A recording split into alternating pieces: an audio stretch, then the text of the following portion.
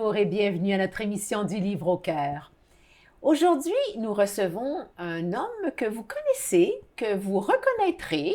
Je vous dis un peu qui il est. D'abord, il est auteur, compositeur, interprète, romancier. Était homme politique, peut-être le sera-t-il encore. Il est navigateur. Et il est évidemment parmi nos auteurs des Laurentides. Monsieur Pierre Dionabel, bonjour. Bonjour, Madame Martine. Enchanté de vous recevoir. Content d'être là. De vous recevoir en tant qu'auteur. Oui. Mais vous savez qu'on va parler de tout ça, hein? Je suis disponible et prête à m'engager sur tous les fronts. D'accord. Mais comme vous l'avez toujours été, parce qu'évidemment, vous avez été en politique dans la Rivière-du-Nord. Oui. Pendant quelques années, de 2011 à 2015, en tant que député pour le nouveau Parti démocratique, oui, le NPD. Vous avez été candidat à la mairie de Saint-Hippolyte. Tout récemment, oui.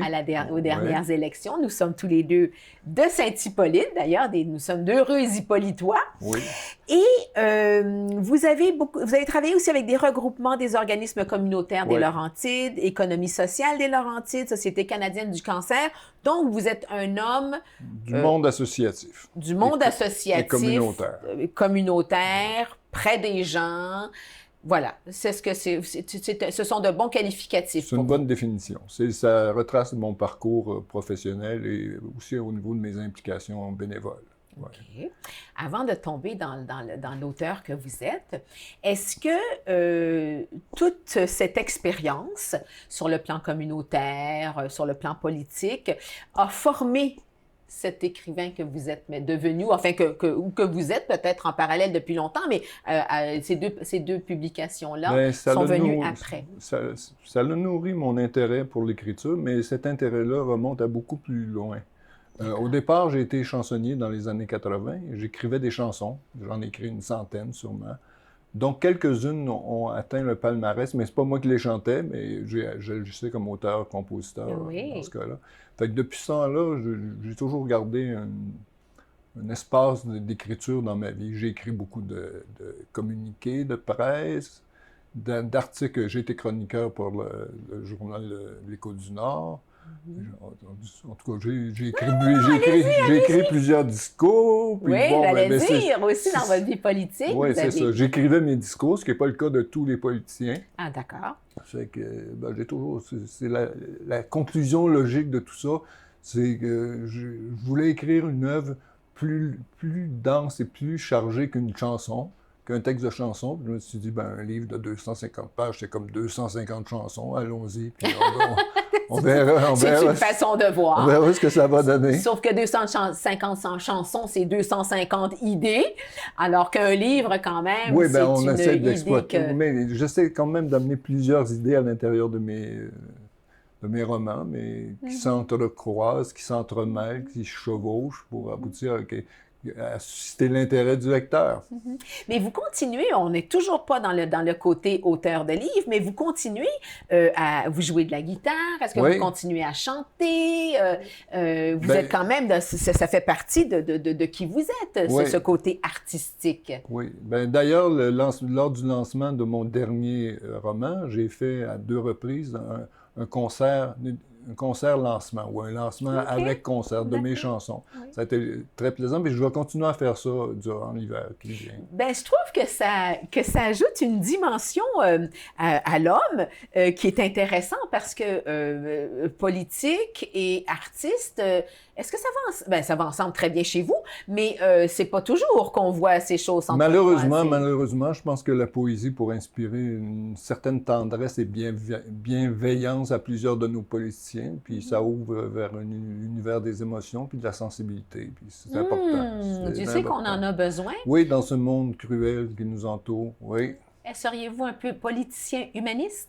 Oui, on peut me définir comme ça, mais sûrement humaniste, oui. C'est ce que je sens, c'est ce que j'entends. C'est pas par hasard que j'étais au NPD, c'est parce que je trouvais que les valeurs de Jack Layton me rejoignaient. Oui. Puis dans le communautaire aussi, essentiellement, c'est d'aider les gens à s'en sortir, à avoir une qualité de vie meilleure, malgré toutes les contraintes qui sont imposées. Est-ce que vous vous impliquez encore? Est-ce que vous avez encore le temps de vous impliquer dans des causes communautaires? C'est-à-dire que depuis plusieurs années, je m'occupe d'une source à Saint-Hippolyte, puis c'est l'essentiel de mon bénévolat va là. On soutient 24 maisons, puis c'est un système d'aqueduc communautaire, fait que je suis président de cet organisme-là. Fait qu'on s'occupe on s'assure que ça fonctionne puis que tous les gens soient satisfaits de notre... Donc, vous êtes dans l'écologie, finalement. Oui, parce tout à fait. qu'évidemment, comment dirais-je, des intentions importantes de Saint-Hippolyte, c'est de garder justement son couvert forestier, son côté... on a beaucoup de lacs, oui. On a 62 lacs, on a beaucoup de boisés, beaucoup de forêts, même si ça s'est beaucoup développé dans les dernières années, avez-vous remarqué? Bien, c'est un peu l'origine de mon implication en politique municipale, d'essayer de tempérer un peu les ardeurs du développement, parce qu'on avait été oublié longtemps, le développement s'est fait à Tremblant, à Saint-Sauveur. On était peut-être en retrait, puis là, les promoteurs nous ont trouvés. Fait qu'il faut les surveiller. Bien, nous sommes un monde en parallèle, hein? Ouais. En parallèle de la 15, de la 117, et voilà la 333 qui traverse, et oui, enfin, moi, à mon grand désespoir, on nous a découvert, et ça s'est beaucoup développé. Oui, puis le développement périurbain qu'il y a eu dans la région de Saint-Jérôme, particulièrement, les usines qui sont arrivées à Mirabel, tout ça met une pression très forte sur le développement de Saint-Hippolyte, puis il faut résister à ça, parce que c'est pas la voie de l'avenir. Non. Là, tu me fais sortir le politicien en moi. C'est bien mon intention aussi, parce qu'on veut quand même vous réentendre encore un petit peu. Mais on va tomber dans le côté auteur et nous reviendrons à certaines choses, entre autres la navigation, parce que vous êtes un navigateur. On va là ou on termine avec ça? On peut terminer avec ça. On terminera avec ça. Tombons dans vos écrits. Pierre-Dion Labelle, vous avez écrit comme des poissons dans le désert, ce qui ne va pas très bien ensemble, des poissons et du désert. Il y a des poissons qui ont été découverts dans une oasis, je crois, dans le Sahara, quelque part comme ça, mais c'était pas le sens de mon titre. Non, moi j'ai pris ça vraiment, c'est comme des poissons sur le sable. Des poissons qui manquent d'air, mettons. Okay. Comme une jeunesse qui regarde la Terre puis l'évolution des conflits mondiaux puis qui commence à manquer d'air, des co-anxiétés, ou ça parle pas nécessairement de ça, mais ça imprègne la vie de mes personnages. Alors, parlez-nous de votre livre, parlez-nous de ce livre, de ce que vous avez voulu, de cette histoire que vous avez écrite. Au départ, je voulais témoigner de la maladie de ma mère, qui est partie intégrante de ce livre-là. Ma mère qui est décédée cette année d'Alzheimer, d'une longue maladie, puis dans laquelle elle était un personnage assez haut en couleur. Puis je voulais profiter d'écrire pour lui rendre hommage. Fait que ça a été le point de départ de mon livre. Après ça, l'histoire s'est complexifiée, puis j'ai regardé tout ce qui se passait en Syrie. Quand j'écris, je veux que mes romans soient contemporains. À ce que les gens vivent, ce que les gens écoutent à la radio, à la télévision. Vous voulez que ça résonne en eux, là. Oui, puis que ça touche les préoccupations des gens. Fait que c'est dans cet esprit-là que j'ai amorcé le roman, tout en partageant aussi, parallèlement, mon amour des bateaux, de la voile, du Saint-Laurent. Fait que tout ça traverse, c'est un court roman, mais tout ça, je pense, traverse le roman, puis le fleuve m'a toujours impressionné et attiré, mais en même temps, c'est un grand défi. Il y a 4 ans, j'ai fait le fleuve avec mon voilier, puis j'avais écrit le livre avant de le faire. Mais ça m'a... Un a entraîné l'autre, finalement. Oui, ça vous a incité à dire, il faudrait peut-être que je fasse le parcours. Faut que je le fasse. Vous ne l'avez pas nagé, mais vous l'avez fait en voilier, donc. Curieusement, ce que j'ai écrit dans le roman, c'est prémonitoire. Non pas de mon voyage en voilier, de mon parcours en voilier, mais ma fille et son copain, qui étaient dans la vingtaine, 25 ans, ont hérité d'un voilier et sont partis sur le Saint-Laurent sans aucune connaissance. Oh! Puis se sont retrouvés au large de l'île d'Orléans à appeler la sécurité nautique pour se faire remorquer. Puis vous voyez, en tout cas, vous avez lu le roman, vous voyez que... Ça, j'ai écrit ça 1 an avant que l'aventure de ma fille se produise. Fait que je fais attention à ce que j'écris, non. Elle s'en est sortie, ils s'en sont bien sortis? Tout à fait, tout à fait. D'accord. Est-ce qu'ils vont encore naviguer ou ils ont pris des cours depuis? Ils n'ont pas pris de cours, puis ils n'ont pas tellement de temps parce qu'ils travaillent tous les deux pour payer leur loyer. Hein. Oui. les jeunes travaillent fort Oui. pour... ça leur La coûte vie cher. est La très vie est chère, chère, oui. absolument, et difficile, j'avoue. Oui. Mhm. Donc, mais bon, le voilier est quand même en leur possession? Ou, Non, ils ont rendu les armes? il a été vendu, comme le mien d'ailleurs. Je viens de terminer ma dernière saison de voile. Puis Mais là, on avait dit je passe à autre chose. on va finir sur va ça, finir parce avec que là, ça. c'était une grosse décision, je trouve, que vous avez prise, mais ce qui ne me regarde pas, mais ce que je veux connaître quand même, Oui. j'aimerais bien en apprendre un peu plus. Donc, voici pour Comme des poissons dans le désert. La revanche des pendus. Oui. Alors là, c'est du sérieux. Tu trouves? Et je me suis dit qu'il fallait avoir été bien actif en politique pour aller... moi, la copie de mon livre, elle est très... elle est notée, annotée, soulignée. Il y avait des choses vraiment fortes, puissantes, dénonciatrices. Est-ce que je vais trop fort? Non, pas trop fort. Non, dénonciatrice Ouais. de ce qu'il se passe au Parlement, de ce qui se passe dans les coulisses de la politique. Et j'ai trouvé ça fort intéressant. Ça Bon, nous ramène merci. d'ailleurs, Oui. ça nous ramène d'ailleurs aussi à une certaine époque, de René Lévesque et tout ça. Donc, alors, parlez-nous maintenant. J'ai bien introduit la chose. Ben, écoute, j'ai trouvé ça intéressant. Bon, ben, tant mieux. Oui. C'est pour ça que j'écris, pour que Oui. les gens s'intéressent. Oui. Oui. J'ai passé 4 ans et demi à l'intérieur d'un aquarium. Et j'ai regardé comment les autres poissons nageaient et j'ai écrit là-dessus.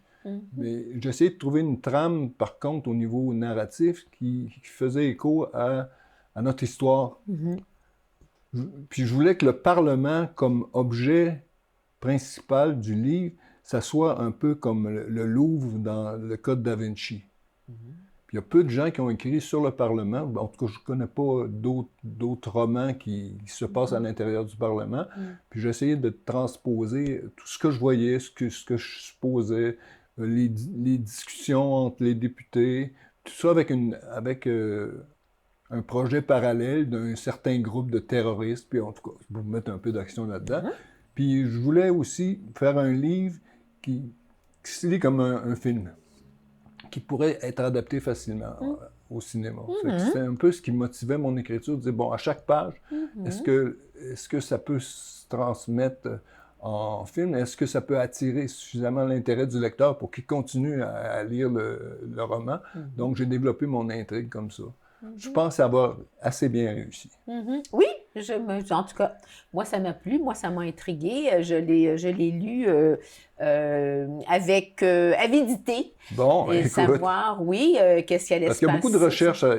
Oui, mais comme je dis, il faut avoir... Oui, vous avez certainement fait beaucoup de recherches, mais vous avez également baigné dans un milieu que je dirais, face au peuple, assez controversé sur bien des choses. Vous n'avez pas eu peur de faire sortir certains éléments et je trouve que ça a été bien traduit, disons, vous l'avez bien fait. Et ça nous ramène aussi à une tranche de notre passé. Bien, je vais vous laisser continuer sur cette tranche-là du passé parce qu'il y en a eu quand même, il y en a une plus ancienne, il y en a une moins ancienne. Si on parle, par exemple, bon, les Patriotes, si on parle de René Lévesque, la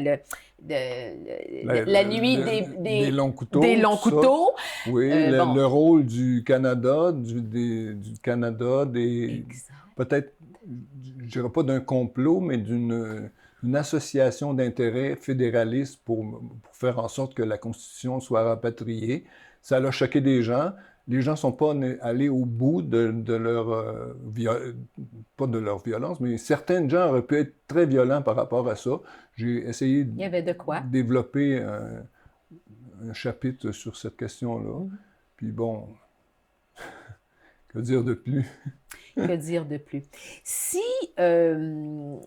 vous aviez, je ne connais pas quelles sont vos intentions, mais si vous aviez à revenir en politique, d'abord, vous y reviendriez en tant que...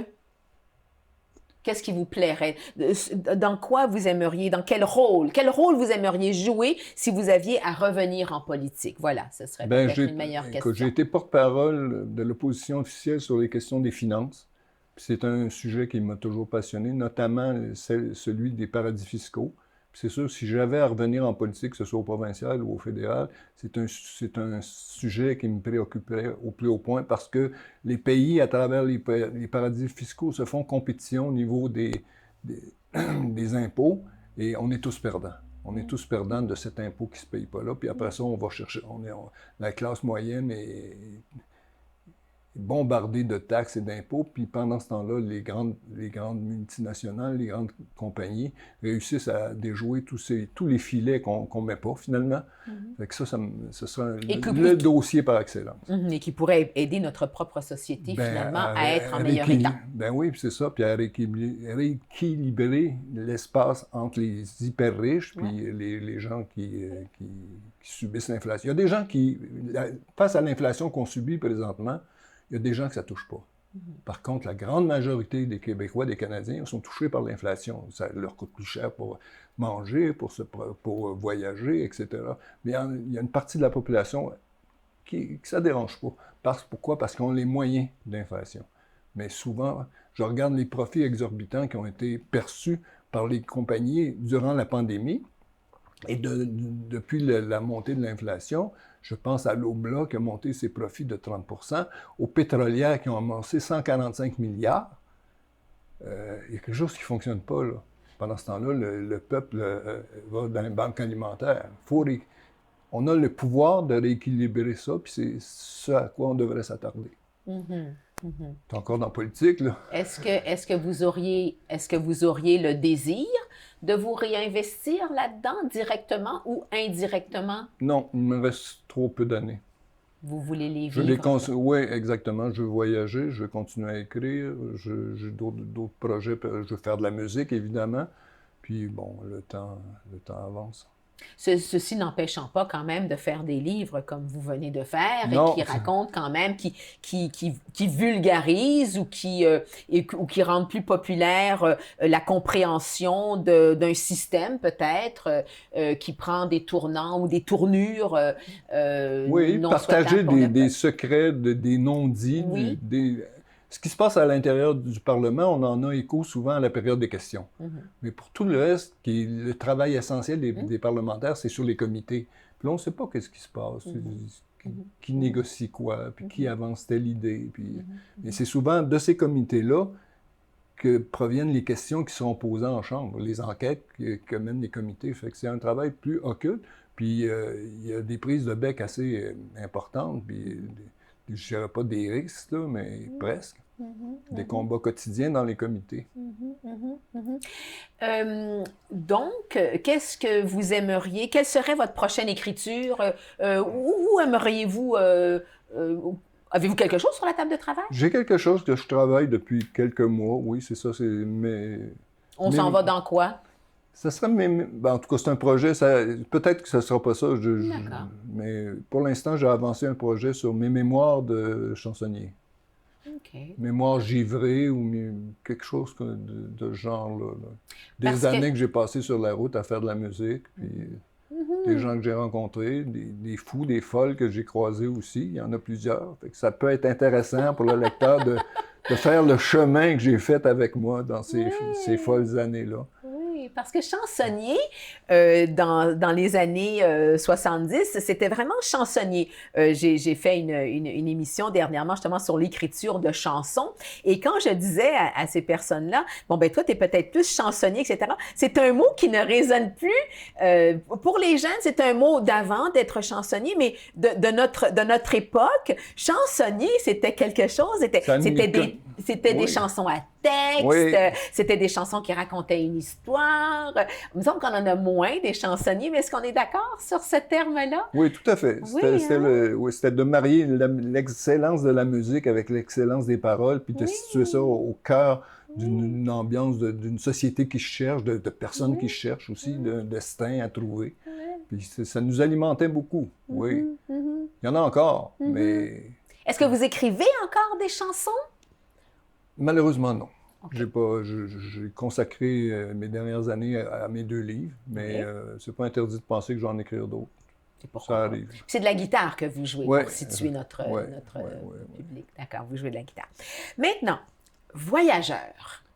vous m'avez appris justement, et vous venez de le dire, vous venez de vendre votre voilier. Vous étiez parti en voilier au cours de l'été. Est-ce que vous aviez déjà dans l'idée que ça allait être votre dernier voyage Oui. avec ce voilier-là? Je ne Oui, sais pas si oui. c'est en voilier. C'est quoi votre... Qu'est-ce qui se passe là avec la navigation? Bien, c'est-à-dire que la période de navigation est courte au Québec, très courte. Il y a des frais importants, conséquents, des marinas.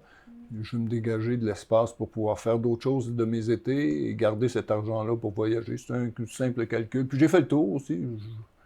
C'est pas... Vous ne À un moment donné, voyagiez je pense- qu'au oui, Québec? oui, au Québec, un peu en Ontario, à partir du Saint-Laurent vers les Mille-Îles, là. Oui. Mais essentiellement, ce que je voulais faire en voilier, je l'ai fait. D'accord. Vous n'aviez pas l'intention de traverser À un des moment océans? donné, à un moment donné, j'ai pensé descendre aux Bahamas, tout ça. J'avais acheté ce voilier-là en conséquence, Ah mais oui? finalement, bon. C'est une autre histoire, ça. Hein? C'est C'est un ça. autre genre de navigation, j'imagine. Puis j'aime ça faire naviguer avec des partenaires. Là, j'en ai une formidable qui aime ça, mais ça n'a pas toujours été le cas dans ma vie. Fait que Et puis, vous naviguer seul, c'est plus compliqué. c'est plus compliqué, Oui, en effet. c'est des grosses bêtes à contrôler. Puis, ça se fait. Il y en a régulièrement qui font des traversées solitaires, mais moi, c'était pas C'est mon pas ce que vous objectif. cherchez Non. nécessairement. Donc, sur le plan des projets de vie, on parle donc d'autres écritures, que ce soit en livre, que ce soit en chanson, toujours évidemment. Mais ça, je vais faire ça régulièrement, je pense. J'ai recommencé à pratiquer depuis mon lancement de livre, j'allais dire de disque, mais non. J'ai recommencé à pratiquer pas mal. Puis je veux faire des soirées dans des petits cafés, mes chansons, plus mes livres, puis faire une petite soirée sur ce thème-là. Ben, Pierre-Dion Labelle se découvre à travers ses livres et ses chansons.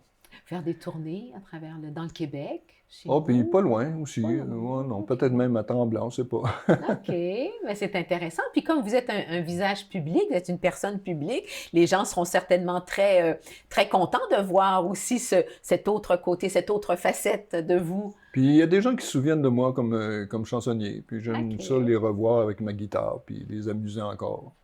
Parce que j'ai un petit côté cabotin parfois quand j'ai ma guitare. Puis ça amuse les gens. OK, donc vous faites passer des belles petites soirées. Oui, c'est Puis ça. on a tellement de beaux petits cafés, de jolis bars. Des fois, c'est pas nécessairement d'être un grand public, mais un non, public ben, intime. une dizaine de qui personnes me embarque suffisent avec pour nous. avoir du plaisir. Non? Oui. Et qu'est-ce que vous faites dans vos activités autres, donc la navigation, etc. Je fais de Vous la vivez bici- dans ce milieu, évidemment, de nos Laurentides. À Qu'est-ce qui... Saint-Hippolyte, À oui. Saint-Hippolyte, donc, On fait beaucoup de bicyclettes. On voyage quand on le peut. On profite de la vie. OK. Et qu'est-ce que vous lisez, Pierre-Dion Labelle? J'ai beaucoup lu depuis une dizaine d'années des romans policiers. D'où l'inspiration de ces... OK. Oui. Mes classiques, je les ai lus quand j'avais 25-30 ans. Proust, les frères Karamazov, mettons de Dostoïevski, les auteurs américains. Là, depuis une dizaine d'années, je lis plus pour me détendre. Puis j'aime beaucoup le roman policier parce que on le lit rapidement. On n'apprend pas beaucoup de choses, par contre, souvent, mais on se casse la tête à essayer de deviner les intrigues. Puis, ouais. ben, c'est ça. Ça fait travailler l'esprit. Oui, c'est ça. C'est d'où la popularité, mettons, à la télévision, de toutes les séries sur les criminels, ou tout ça. Il y a toujours il y a un intérêt. Les gens aiment ça. C'est de deviner, se mettre dans la tête des enquêteurs. Ben oui, absolument. Mais pourquoi pas? Ça nous distrait, ça nous détend. Et puis, ça peut être très lourd parfois dans l'intrigue, etc. Mais c'est léger dans un autre Oui, sens. c'est ça. Parce que déjà, la réalité est assez pesante. Fait qu'il faut chercher des portes pour se libérer l'esprit un peu. Qu'est-ce que vous aimeriez voir se transformer dans notre beau Québec? La question est lourde de sens. Je suis un peu... Qu'est-ce que vous aimeriez voir arriver ou se transformer ou... Je pense que pour l'instant, on vit une crise importante. J'aimerais que cette crise de la remise en question de notre capacité à vivre ensemble, qu'on cesse de se remettre en question. On est capable de vivre ensemble, on est capable de trouver les ponts à bâtir entre les individus. Puis on dirait que pour l'instant, avec les réseaux sociaux, avec la haine, il y a comme un réseau de la haine qui s'établit, puis ça me fait peur. Puis j'aimerais trouver des portes de sortie par rapport à ça. Comment freiner la haine sur les réseaux sociaux, entre les gens, la violence qu'on ressent sous... Je regarde les cas de rage au volant, les féminicides, ça, il faut se trouver un objectif de vivre ensemble pour améliorer notre qualité de vie. Puis on dirait que tous les facteurs font en sorte qu'on s'éloigne de ça, avec la montée aussi au niveau international des tensions entre la Russie, la Chine, les États-Unis. On vit une période pas facile. Et Ben moi, je le ressens de même. Je suis un Oui. hypersensible, mais l'avenir me fait peur. Et par rapport à nos jeunes, il y a beaucoup de jeunes qui entrent en politique, beaucoup de femmes Oui, qui heureusement. entrent en politique. Oui. Qu'est-ce que vous en C'est pensez? formidable parce que déjà, ils ont une étape de plus dans la conscientisation par rapport aux causes, à l'écologie, puis par rapport je trouve, ça prend une autre vision pour l'avenir. Depuis 1000 ans, on a détruit la moitié des arbres. On a détruit, depuis 100 ans, on a détruit la moitié des espèces vivantes sur Terre. Depuis 10 ans, on a détruit la moitié des insectes. Où ça va s'arrêter? C'est une espèce sixième, certains l'appellent la 6e extinction des espèces. C'est notre mode de vie qui crée ça. Quand on fait un stationnement ou d'un centre d'achat, l'endroit où on met le stationnement, il y a de la vie, là. Il y a des arbres, il y a des insectes, il y a des animaux. On ne leur laisse pas l'espace de vivre. Puis c'est une planète qu'il faut partager. Croyez-vous que les femmes et les jeunes arriveront à transformer ou à faire vivre à faire émaner quelque chose pour de bien vivant qui permettra à un certain système de tomber? Il faut que le système évolue. Je ne sais pas de quelle façon il va le faire. Pour l'instant, l'évolution vers laquelle on s'en va n'est pas viable à moyen terme puis à long terme non plus. Puis c'est pas juste au niveau des changements climatiques, c'est la pollution, le taux d'acidité dans les océans. Les relations humaines. Les relations humaines, c'est ça. Entre hommes et femmes, etc. La façon dont on traite les gens. Fait qu'il y a beaucoup de choses à améliorer. Oui. On est à une époque charnière, je pense. Oui, je crois Qu'il y a des aussi. choses qui vont se jouer dans les années qui viennent, qui vont déterminer probablement les 100 prochaines années. Puis tous les vieux démons qu'on pensait avoir chassés du paysage sont faciles à revenir. Alors, on se dit quoi? On se souhaite bonne chance? Ben, par la parole, par l'écriture, par les chansons, par la poésie, on essaie de se donner une vision de tendresse et de bienveillance on la partage, puis en souhaitant que d'autres fassent de même, puis qu'on crée un cercle vertueux, mettons. Merci Pierre-Dion Labelle de votre réflexion, Merci d'avoir partagé vos idées, votre cœur, vos émotions, d'écrire ces livres. On vous souhaite bonne chance pour la suite des choses. Merci, à vous aussi. Qu'y a-t-il d'autre à ajouter à la prochaine émission?